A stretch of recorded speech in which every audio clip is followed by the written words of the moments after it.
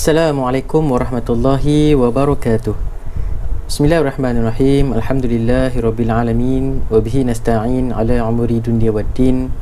Wassalatu wassalamu ala asyrafil anbiya'i wal mursalin wa ala alihi wa sahbihi ajma'in. Subhanaka la ilma lana illa ma 'allamtana innaka antal alimul hakim. Qala rabbi shrah li sadri wa yassir li amri wahlul 'uqdatam min lisani yafqahu qawli. Alhamdulillah, mari sama-sama kita mengucapkan rasa syukur kita, terima kasih kita kepada Allah Subhanahu Wa Taala atas segala keizinan, limpah rahmatnya dapat sama-sama kita meneruskan kehidupan. Dan Alhamdulillah kita kembali bertemu di Alam Maya bersama Ustaz Rohishan Abidin pada kali ini untuk kita meneruskan perjuangan mempelajari subjek pendidikan Islam KSSM. Ahlan wa sahlan, selamat datang. Kita ucapkan kepada para pelajar tingkatan 1 yang bersama dengan kita pada pembelajaran kali ini. Khair fahalukum, semua sihat, insyaAllah Ustaz doakan yang terbaik untuk anda semua. Okey, kita tanpa memasa, kita akan terus mula untuk pelajaran pada kali ini. Pelajaran 5, indahnya tajwid tingkatan 1. Pelajaran 5, indahnya tajwid tingkatan 1. Jadi jom kita mulakan pelajaran kita yang pertama, insya-Allah. Kita mulakan dengan duduk dengan tertib dan tenang kita. Duduk dengan paling selesa, paling sesuai untuk kita memperoleh ilmu, dan mulakanlah pembelajaran dengan baca Al-Quran, Al-Fatihah dan salawat kita kepada Nabi sallallahu alaihi wasallam. Al-Fatihah. A'udzubillahi minasyaitonirrajim. Bismillahirrahmanirrahim. Alhamdulillahirabbil alamin. Arrahmanirrahim. Maliki yaumiddin. Iyyaka na'budu wa iyyaka nasta'in. Ihdinas siratal mustaqim. Siratal ladzina an'amta 'alaihim ghairil maghdubi 'alaihim waladdallin. Allahumma salli ala Muhammad wa ala alihi wa sahbihi wa barik wa sallim. Allahumma salli ala Muhammad wa ala alihi wa sahbihi wa barik wa sallim. Allahumma salli ala Muhammad wa ala alihi wa sahbihi wa barik wa sallim. Okay, kita teruskan dengan doa penerang hati. Bismillahirrahmanirrahim. Allahumma ftah alaina hikmataka wa anshur alaina min khazaini rahmatika ya arhamar rahimin. Walhamdulillahi rabbil alamin. Okey, pastikan semua peralatan siap dipersiapkan di hadapan para pelajar sekalian, dan jom kita fokus untuk pelajaran pada kali ini. Ikhlaskan hati. Bidang Al-Quran. Bidang Al-Quran, muka surat 17 hingga 23 dalam buku teks. Yang mana belum buka lagi, boleh buka sekarang. Okey, kita akan menelusuri dengan orang kata apa, dengan penuh semangat. Pelajaran 5, indahnya tajwid tingkatan 1. Okey, yang pertama, Ustaz Ikin percaya para pelajar yang sedang menonton sekarang ini, Alhamdulillah, ada yang telah pun khatam Al-Quran, dan mungkin ada yang baru mula masuk mengaji Quran kan, dan sebagainya. Apapun perjuangan, apapun apa yang sedang dilakukan berkenaan dengan Al-Quran, jangan putus asa. Namun begitu, InsyaAllah bila kita mengaji, kita kena belajar juga tentang tajwid. Jadi persoalan dia, mengapa perlu belajar tajwid? Okey, mengapa perlu belajar tajwid? Pernah tak kita bertanya ni? Jadi ini jawapannya. Hukum membaca Al-Quran dengan bertajwid. Hukumnya apa? Fardu ain dan wajib kepada setiap umat Islam. Maknanya wajib ni buat dapat pahala, tak buat berdosa. Macam tu. Jadi kita belajar baca Quran dengan tajwid adalah benda yang wajib. Bila kita baca Quran tak ada tajwid, tak bertajwid, maka berdosa bacaan Al-Quran kita itu. Okey. Kenapa? Takut dikhawatiri perubahan makna dan sebagainya. Okey. Tujuan mempelajari ilmu tajwid untuk membetulkan bacaan Al-Quran. Jadi hari ini kita nak sama-sama orang kata sebagai introduction dalam pengajian tajwid kita, terutamanya pada pelajar tingkatan 1. Tak lain tak bukan untuk membetulkan bacaan Al-Quran kita. Allah berfirman dalam surah Al-Muzammil ayat yang keempat. A'udzubillahi minasyaitonirrajim. Warattilil Qur'ana tartila. Sadaqallahul azim. Dan bacalah Al-Quran dengan tartil. Bacaan Al-Quran hendaklah dilakukan dengan cermat, baik dan teliti. Kesilapan pada makhraj atau sifat huruf Al-Quran akan mengubah maksud ayat tersebut. Jadi inilah faktor sebabnya kita kena belajar tajwid. Takut-takut kita baca tanpa tajwid yang betul, maka dia akan mengubah makna dalam Al-Quran. Oleh itu, kita hendaklah mempelajari dan mendalami ilmu tajwid agar kemuliaan Al-Quran terpelihara. Okey. Terusnya kita masuk ke makhraj huruf. Apa dia ni makhraj huruf? Cuba sebut tengok. Pandai. Makhraj huruf. Maksud dia apa? Tempat keluar huruf. Makhraj ni tempat keluar. Tempat keluar. Makhraj huruf, tempat keluar huruf. Huruf apa? Huruf hijaiyah yang membezakan antara satu huruf dengan huruf yang lain. Huruf hijaiyah ni apa? Yang tu nampak yang pokok tu kan? Nampak pokok tu. Huruf hijaiyah ni ialah bermula dari huruf alif.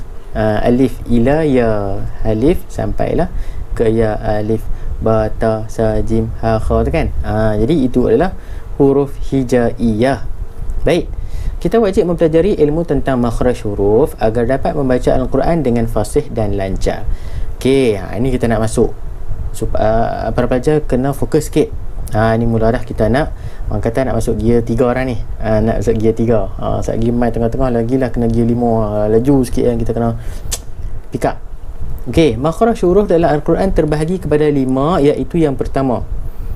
Yang ni para pelajar mungkin tak biasa dengar ataupun lama dah tak dengar benda ni kan. Jadi hari ni kita belajar balik. Yang pertama, Al-Khayshum. Sebut Al-Khayshum. Maknanya apa? Pangkal hidung. Pangkal hidung. Macam mana? Sekejap lagi kita tengok keadaan dia. Yang kedua, Asy-Syafatain. Asy-Syafatain, yakni dua bibir. Okey, yang ketiga, Al-Lisan, yakni lidah. Yang keempat, Al-Jawf, rongga. Dan yang kelima, Al-Halqu. Al-Halqu ni apa? Rongga. Rengkung kita kan. Rongga. Kerongkong lah, kerongkong. Kerongkong. Halqu ni kerongkong lah. Okey, jadi tengok ini 5 makhraj huruf. Okey, khayshum, syafatain, lisan, jawf dan halqu. Okey, kita tengok satu persatu. Okey, khayshum dulu.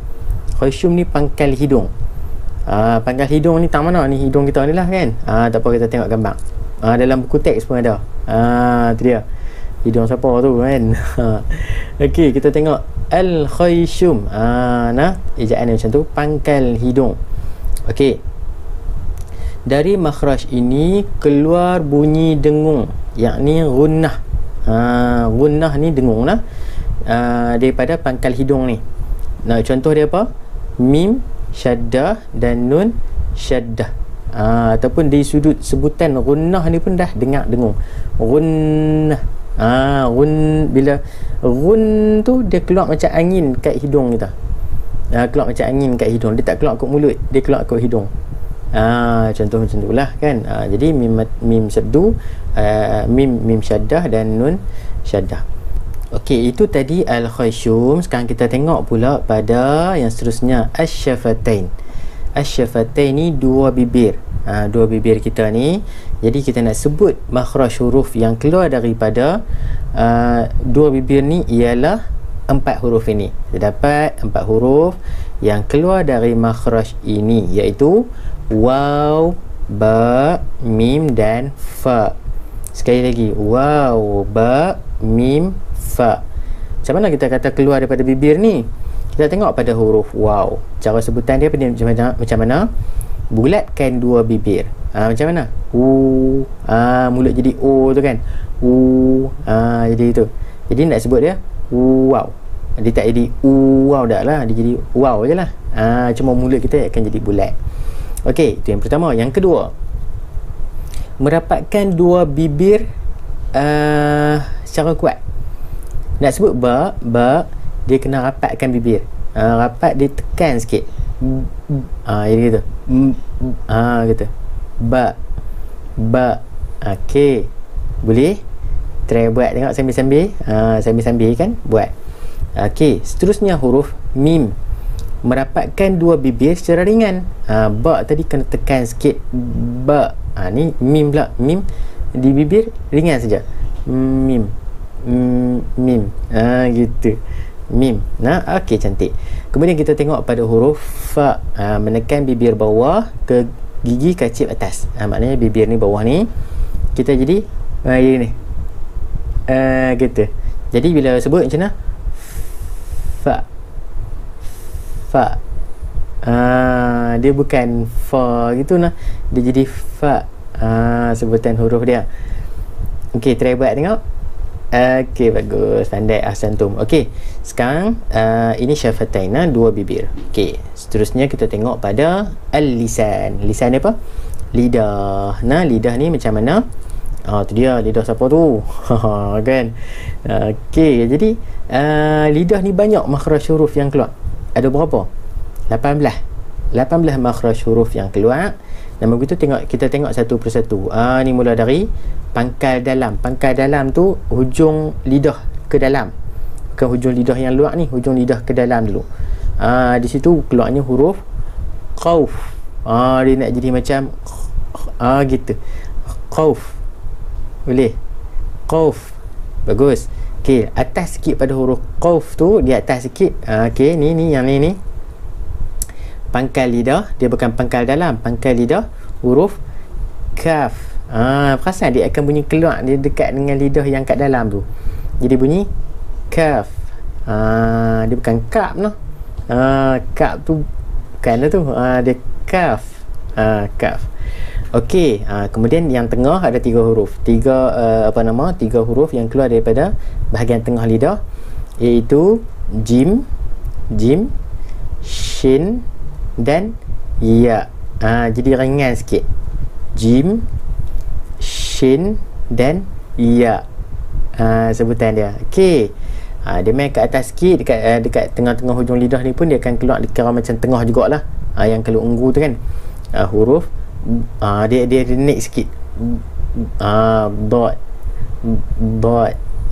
Tu jadi lidah naik atas, dia macam tengah-tengah kan, antara hujung dengan tengah tu, dia main ke tengah sikit. Jadi dot. Okey, asal tu. Tu yang dia buat tu. Bagus. Okey lah, bagus lah tu. Okey, hujung pula. Hujung dia banyak. Hujung ni ada 2, 4, 6, 8. Berapa? 2, 4, 6, 12. 12 nah. Jadi hurufnya apa? Lam. Ni simple, kita sebut dia keluar di hujung lidah je kan. Jadi bunyinya macam mana? Lam, nun, dia ringan. Ra, ta, ta, dal, sad, zai, sin, zal, sa, za. Gitu. Itu huruf yang keluar daripada hujung lidah. Jadi dah berapa semua huruf yang keluar daripada makhraj al-lisan ni? 18. Okey, ahsantum. Seterusnya kita terus kepada al-jawf. Al-jawf iaitu rongga. Rongga ni macam mana ni? Ni belakang leher ataupun gambar tu tengok. Dia macam saluran pernafasan kita, saluran pernafasan tu. Dalam mulut tu rongga, tekak ni. Dia bukan tekak, dia rongga angin. Maknanya dia keluar huruf angin lah sikit. Macam tu. Suara yang memanjangkan huruf mat. Maknanya jawf ni adalah mengeluarkan suara yang memanjangkan huruf mat. Huruf mat ni apa dia huruf mat? Alif, waw, ya. Alif hurufnya sebaris atas. Waw huruf sebelumnya baris di hadapan. Ya huruf sebelumnya baris bawah. Jadi bila baca berapa harakat bila baca huruf mat? 2 harakat. 2 harakat. Jadi dia akan berkait dengan al-jawf ni. Rongga kita akan keluar angin. Ataupun dia akan ada kata nafas untuk 2 harakat tersebut. Itu dipanggil al-jawf. Jadi rongga ini mengeluarkan suara untuk memanjangkan huruf mat. Okey, alif, waw dan ya. Bagus, pandai. Okey, sekarang kita tengok pada yang kelima, iaitu al-halqu, yakni kerongkong. Rongkong. Ni halqum ni, kalau lelaki dah halqum ni kan. Okey. kat bahagian kerongkong. Tengok pada gambar tu, ni bahagian kerongkong ni kan. Ada berapa huruf yang keluar daripada bahagian kerongkong al-halqu ni? Ada 6 huruf, iaitu ghin, kha, ha. Dengar bila kita sebut dia tak rasa dekat tekak kita kan, dekat tekak ni. Ghin, keluar gitu. Kha, Allah Akbar. Kan. Ha, ain, hamzah, ha. Dia akan keluar daripada halqu kita. Okey, kita tengok dulu untuk ghin dan kha. Menekan suara di permulaan halqum kita tekan sikit, gitu. Ghin. Okey, kha. Jadi kita tekan. Okey, kemudian pada huruf yang tengah tu, okey, menekan suara hingga di tengah halqum. Menekan suara di tengah halqum tengah halqum, apa dia? Ha. Jadi macam itik nila tu kan. Ataupun pedas kan, makan pedas. Pedas kan. Ha, pedas. Macam tu. Orang panggil ha pedas kan. Ha itik nila macam lah. Dan ain. Jadi tekan suara di tengah halqum ni. Okey. Dan yang ke seterusnya tu huruf hamzah dan ha, tekan suara hingga pangkal halqum. Ni peti suara yang duduk di bawah ni. Ha, hamzah, ha. Dia akan keluar dulu bunyi suara daripada peti suara tu, barulah keluar makhraj huruf tersebut. Macam tu. Okey, dapat dekat tu. Boleh kita teruskan dengan seterusnya. Tadi ni kita belajar tentang makhraj huruf. Ada berapa tadi? 5. Boleh tengok balik yang 5 tadi tu kan. InsyaAllah. Kemudian kita masuk dengan yang ketiga, iaitu isti'azah. Isti'azah dan basmalah. Bisa dengar perkataan isti'azah? Kalau orang kata cuba lafaz isti'azah, Allah, macam mana isti'azah? Tak pernah dengar pun. Tapi bila kita sebut tentang ini perkataan ni, isti'azah ni apa? Kita tengok. Ialah ucapan a'udzu billahi minasyaitonir rajim. Kalau orang kata lafaz isti'azah, iaitulah a'udzu billahi minasyaitonir rajim. Inilah makna ataupun inilah maksud isti'azah. Ungkapan ini bermaksud aku memohon perlindungan Allah Subhanahu wa taala daripada syaitan yang direjam. Maksud bagi perkataan a'udzubillahi minasyaitonirrajim. Hukum membaca isti'azah setiap kali hendak membaca Al-Quran ialah sunat. Nak baca Quran, baca a'udzubillahi minasyaitonirrajim. Lepas tu baca Quran, dikira sebagai perkara sunat. Buat dapat pahala. Tak buat apa? Rugi. Tak buat rugi. Sunat ni buat dapat pahala, tak buat rugi. Macam tu. Okey. Hal ini berdasarkan firman Allah Subhanahu wa taala dalam surah An-Nahl ayat 98. A'udzubillahi minasyaitonirrajim. Fa iza qara'tal Qur'ana fasta'iz billahi minasyaitonirrajim. Allah sebut, apabila engkau membaca Al-Quran, maka mohonlah perlindungan Allah Subhanahu wa taala daripada syaitan yang direjam. Yang ni maksud isti'azah.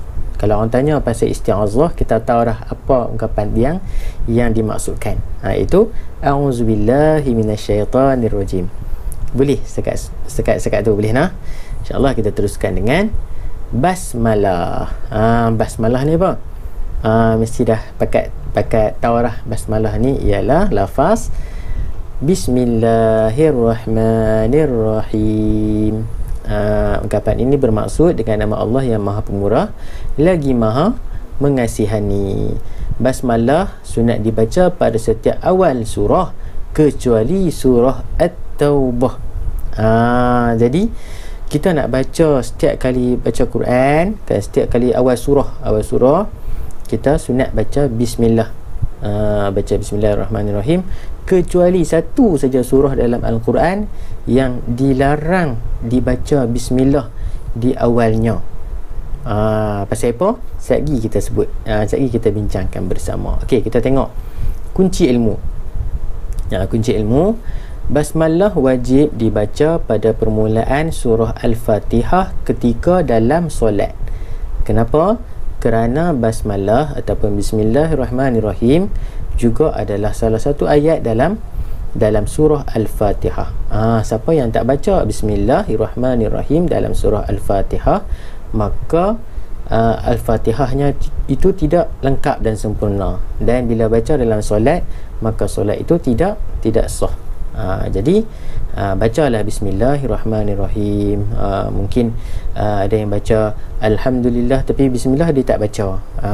Fahaman yang lain sikit, mungkin fahaman yang lain sikit. Ada orang dia baca slow, dia baca juga kan, tapi baca sekadar dengar di telinga. Bismillahirrahmanirrahim, Alhamdulillahi Rabbil Alamin. Tak ada masalah. Baca secara jahrun pun boleh. Bismillahirrahmanirrahim, Alhamdulillahi Rabbil Alamin. Tak ada masalah. Jangan tak baca aja. Jangan tak sebut langsung. No? Okey, jadi seterusnya ini kita nak bincang ni. Dalam buku teks tu ada perbualan kan. Dia Ustaz ambil lah pada perbualan tu. Okey, dia tanya kenapa tidak diharuskan membaca basmalah di awal surah At-Taubah. Pasal apa? Ini jawapan dia. Lafaz basmalah mencerminkan keimanan dan perdamaian. Surah At-Taubah pula bercerita tentang peperangan. Maknanya surah At-Taubah ni banyak cerita ataupun banyak kisah tentang perang. Jadi kalau perang ni kita tahulah tak adanya perdamaian kan. Jadi banyak orang kata apa, ada pertumpahan darah dan sebagainya daripada kisah-kisah dalam surah At-Taubah ini. Okey, surah ini diturunkan selepas Rasulullah SAW kembali dari perang Tabuk. Baginda menjuru kaum muslimin agar memerangi kaum musyrikin dan membatalkan perjanjian damai dengan mereka. Jadi dalam surah At-Taubah ini banyak kisah ataupun banyak ayat yang menceritakan tentang perkara-perkara yang tidak berkisar tentang perdamaian. Jadi kita tidak diharuskan untuk membaca Bismillahirrahmanirrahim di awal pembacaan surah At-Taubah. Dapat? Okey, seterusnya kita akan masuk dengan Alif Lam Syamsiah dan Alif Lam Qamariyah. Laju sangat ke? Boleh no? InsyaAllah boleh. Anak-anak pelajar-pelajar tingkatan 1 kali ini semua hebat-hebat belaka dan cepat pick up. InsyaAllah. Okey, kita teruskan dengan Alif Lam Syamsiah dan Alif Lam Qamariyah. Biasa dengar. Saya yakin percaya sekolah rendah pun dah belajar, dan kan kita pun sebenarnya Allahu Akbar dah didedahkan dengan hukum tajwid ni kan dari sejak tadika, dari sekolah rendah masuk sekolah menengah. Kita pun dah biasa dengar tentang Alif Lam Syamsiah dan Alif Lam Qamariyah. Namun begitu sekarang kita nak ulang kaji saja insya-Allah. Okey, kita tengok pada Alif Lam Syamsiah. Alif Lam Syamsiah iaitu ini huruf-huruf dia nah. Huruf-huruf dia ada ta sa da zal ra zai sin shin sad da ta za lam nun. Huruf lam ditulis tetapi tidak disebut. Ini maksud Alif Lam Syamsiah ni. Huruf alif lam. Alif lam, huruf lam tidak berbaris. Huruf yang terletak selepas huruf lam dibaca bersyaddah. Ada syaddah, ada sadu orang panggil. Contoh kita tengok pada contoh yang dia bagi tu kan. At-tariq, At-tariq, An-najmus saqib. Tengok pada huruf yang ketiga tu. Huruf yang ketiga tu selepas alif lam, huruf ketiganya ada syaddah ataupun ada sabdu. Jadi itu dipanggil Alif Lam Syamsiah. Okey, dapat sekat tu. Tak apa, kita tengok dulu Alif Lam Syamsiah, berkenalan dulu Alif Lam Syamsiah. Sekarang kita berkenalan pula dengan Alif Lam Qamariyah. Alif Lam Qamariyah ni huruf dia apa? Hamzah ataupun alif. Hamzah lah, Hamzah, ba, jim, ha, kha, ain, ghin, fa, qaf, kaf, mim, waw, ya, ha. Huruf lam ditulis dan disebut. Huruf lam ditulis dan disebut. Maksudnya ditulis apa tu? Ditulis tu ada tanda sukun atas dia. Huruf lam sentiasa berbaris sukun. Nampak tu huruf lam tu ada sukun bulat ke ataupun ada tanda separuh bulatan. Huruf yang terletak selepas huruf lam berbaris fathah ataupun kasrah ataupun dhammah. Jadi di sini kita boleh nampak dah apa beza dia ataupun apa petua yang kita boleh nampak perbezaan antara alif lam syamsiah dan alif lam qamariyah. Alif lam syamsiah huruf ketiga dia ada tanda syaddah. Alif lam qamariyah huruf ketiga dia tak ada tanda syaddah. Itu saja. Ataupun kita nak mudah cerita. Tapi kadang kita duk keliru. Kalau syaddah ni syamsiah ke qamariyah, syaddah ni syamsiah ke qamariyah. Dengar perkataan syaddah tu pun kita boleh tahu dah, kata syaddah tu syamsiah, syaddah tu syamsiah. Gitu. Dapat tak tu? Petua kan. Kita nak ingat ni kadang tak tercapai, kadang ingatan kita kan. Jadi petua tu Ustaz guna yang tu lah duk ajak anak murid kan. Huruf ketiga ni ada syaddah. Syaddah ni syamsiah kan qamariyah. Syamsiah, syaddah, syamsiah. Macam tu. Boleh tu. Okey, good. Ahsantum. Okey, seterusnya kita terus dengan fawatihus suwar. Bisa dengar fawatihus suwar. Mungkin kita jangan dengar dan mungkin ada yang tak pernah dengar pun fawatihus suwar ni. Jadi fawatihus suwar ni adalah okey, kita tengok dulu perkataan fawatihus suwar tu. Fawatih tu maksud dia ialah kata jamak yang diambil daripada kalimah fatih, yang bermaksud pembuka. Kan surah Al-Fatihah iaitu surah pembukaan kan. Fatihah, fatih, buka. Fatih ni pembuka. Okey, perkataan aswar pula ialah kata jamak yang berasal daripada kalimah surah yang bermaksud himpunan ayat Al-Quran dengan nama-nama yang tertentu. Surah ni adalah surah lah. Maknanya fawatihus suwar ni adalah di sudut bahasa pembuka surah. Pembuka surah. Oleh itu kita tengok pada yang ketiga. Fawatihus suwar bermaksud huruf-huruf hijaiyah yang terletak di permulaan sebahagian daripada surah-surah Al-Quran. Huruf hijaiyah, dia punya point dia ialah huruf hijaiyah yang duduk di permulaan sebahagian surah. Semua surah ke ada sebahagian saja daripada surah-surah Al-Quran. Faham tak faham lagi? Tak apa, tengok contoh dia seperti Nun, Yasin, Alif Lam Mim. Itu kan huruf apa? Huruf hijaiyah. Jadi inilah dipanggil fawatihus suwar. Fawatih as-suwar. Ia juga dikenal sebagai al-huruf al-muqatta'ah. Al-huruf al-muqatta'ah, yakni pemotongan huruf. Fawatihus suwar terdapat dalam 29 surah yang menggunakan 14 huruf. Okey. Jadi dapat tak setakat sekarang fawatihus suwar ni apa dia? Ialah huruf yang ada di hadapan ataupun pembuka bagi surah-surah tertentu dalam Al-Quran. Kita pergi dengan lebih lanjut tentang fawatihus suwar, iaitulah terdapat 3 cara bacaan fawatihus suwar, iaitu kita nak tengok 3 cara baca. Kita pergi dulu yang pertama, iaitu dibaca tanpa mat atau tidak dipanjangkan. Maknanya tak ada mat ni, maknanya 2 harakat. Tapi dia tak ada harakat yang ni. Contoh dia, huruf dia itu huruf alif. Sebutan dia alif. Sebutan dia alif, bukan sebutan dia nah. Contoh macam nama surah Al-Baqarah kan, ayat pertama Alif Lam Mim. Dia tak sebut Alama. Dia tak sebut begitu. Dia sebut alif. Satu harakat ataupun tak ada harakat, sebut saja. Cantik. Itu yang pertama. Yang kedua, dibaca panjang 2 harakat. Yang ni maksud 2 harakat. huruf dia ialah ni huruf dia huruf dia bukan bukan ada yang lain, ada huruf dia yang ni saja. Ha, ya, ta, ha, ra. Okey, jadi sebutan dia macam mana?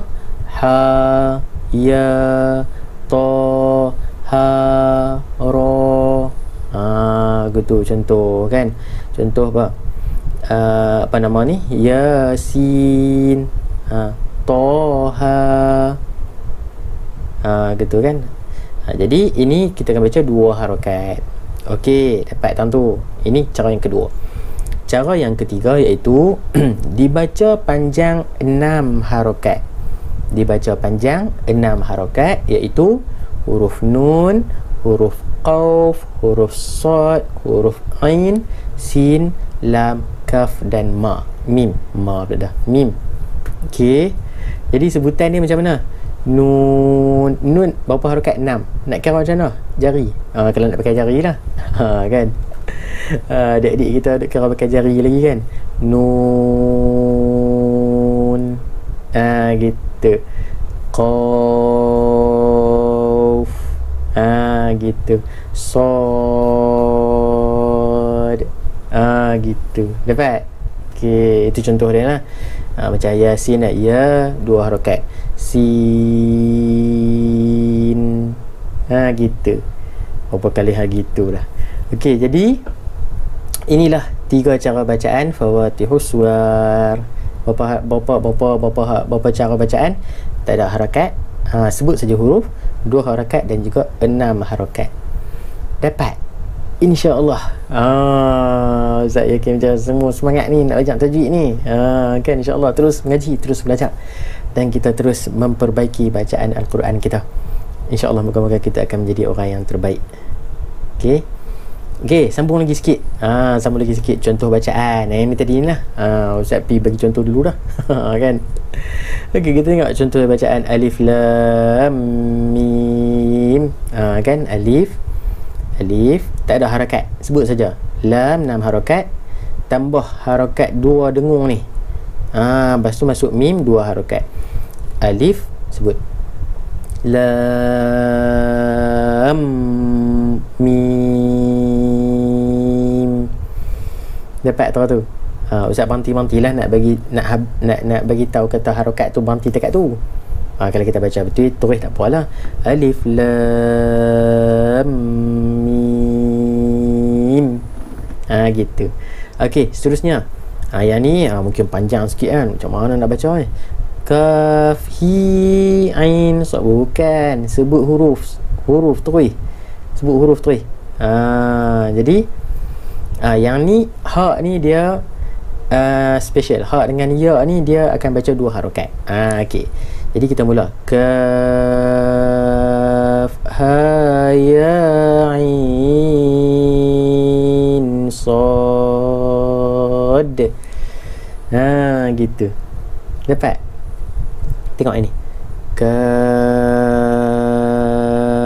ha, ya, ain, sad. Gitu. Okey? Boleh setakat tu? Okey, ini nama dia Fawatihus Suwar. Wallahu a'lam.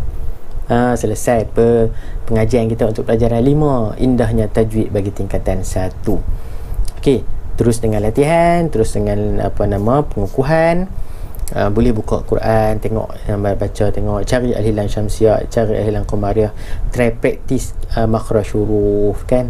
InsyaAllah kita akan dapat memperbaiki bacaan Al-Quran kita, kerana satu hadis Nabi SAW, khairukum man ta'allama al-Quran wa 'allamahu. Siapa yang nak jadi orang yang baik, orang jadi yang hebat, jadi orang yang mantap, Nabi bagi petua, Nabi bagi rahsia, iaitu orang yang belajar Al-Quran. Man ta'allama al-Quran, siapa yang belajar Al-Quran, wa 'allamahu, dan mengajarkan Al-Quran ini kepada orang lain pula. Allahu akbar.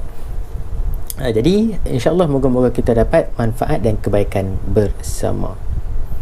Okey, mungkin ada yang nak memberikan komen di bawah, insyaAllah. Tulis komen di bawah.